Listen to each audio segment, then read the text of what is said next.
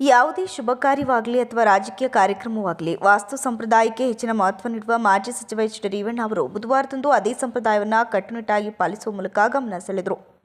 ಶನಿವಾರ ನಗರದಲ್ಲಿ ನಡೆಯಲಿರುವ ಜೆಡಿಎಸ್ ಬೃಹತ್ ಜನತಾ ಸಮಾವೇಶದ ಸಿದ್ಧತೆಗಳನ್ನು ಪರಿಶೀಲಿಸುವುದಕ್ಕೆ ಕೇಂದ್ರ ಸಚಿವ ಹಾಗೂ ಜೆಡಿಎಸ್ ನಾಯಕ ಎಚ್ ಡಿ ಕುಮಾರಸ್ವಾಮಿ ಅವರು ಬುಧವಾರ ಹಾಸನಕ್ಕೆ ಆಗಮಿಸಿದ್ದರು. ನಗರದ ಹೊರವಲಯದ ಭುವನಹಳ್ಳಿ ಬಳಿ ನಡೆಯಲಿರುವ ಈ ಸಮಾವೇಶಕ್ಕಾಗಿ ಈಗಾಗಲೇ ಭವ್ಯ ವೇದಿಕೆ ನಿರ್ಮಾಣಗೊಂಡಿದ್ದು ಅದರ ಸಿದ್ಧತೆಗಳನ್ನು ನೇರವಾಗಿ ವೀಕ್ಷಿಸೋಕೆ ಕುಮಾರಸ್ವಾಮಿ ಸ್ಥಳಕ್ಕೆ ಭೇಟಿಯನ್ನು ನೀಡಿದರು. ಈ ವೇಳೆ ವಾಸ್ತು ನಿಯಮಗಳ ಪ್ರಕಾರವೇ ಕುಮಾರಸ್ವಾಮಿ ಅವರನ್ನ ವೇದಿಕೆ ಬಳಿಗೆ ಕರೆತಂದ ರೇವಣ್ಣ ಅವರ ನಡೆ ಅಚ್ಚರಿ ಮೂಡಿಸಿತು. ಆರಂಭದಲ್ಲಿ ಕುಮಾರಸ್ವಾಮಿ ಅವರ ಕಾರು ದಕ್ಷಿಣ ದಿಕ್ಕಿನಿಂದ ವೇದಿಕೆ ಬಳಿ ಆಗಮಿಸಿತು. ಕಾರಿನಲ್ಲಿ ಕೇಂದ್ರ ಸಚಿವ ಎಚ್ ಡಿ ಕುಮಾರಸ್ವಾಮಿ ಅವರೊಂದಿಗೆ ಮಾಜಿ ಸಚಿವ ಎಚ್ ಡಿ ರೇವಣ್ಣ, ಶಾಸಕ ಎಚ್ ಪಿ ಸ್ವರೂಪ್ರಕಾಶ್ ಹಾಗೂ ವಿಧಾನ ಪರಿಷತ್ ಸದಸ್ಯ ಭೋಜೇಗೌಡ ಇದ್ದರು.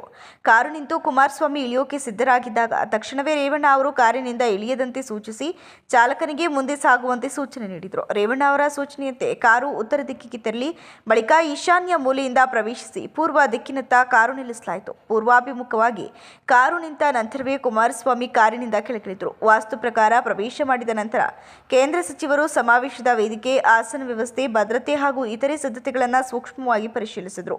ವಾಸ್ತು ಸಂಪ್ರದಾಯಕ್ಕೆ ರೇವಣ್ಣ ನೀಡಿದ ಮಹತ್ವ ರಾಜಕೀಯ ವಲಯದಲ್ಲಿ ಚರ್ಚೆಗೆ ಗ್ರಾಸವಾಗಿದ್ದು ಸಮಾವೇಶದ ಮೇಲಿನ ನಿರೀಕ್ಷೆಯನ್ನು ಮತ್ತಷ್ಟು ಹೆಚ್ಚಿಸಿದೆ.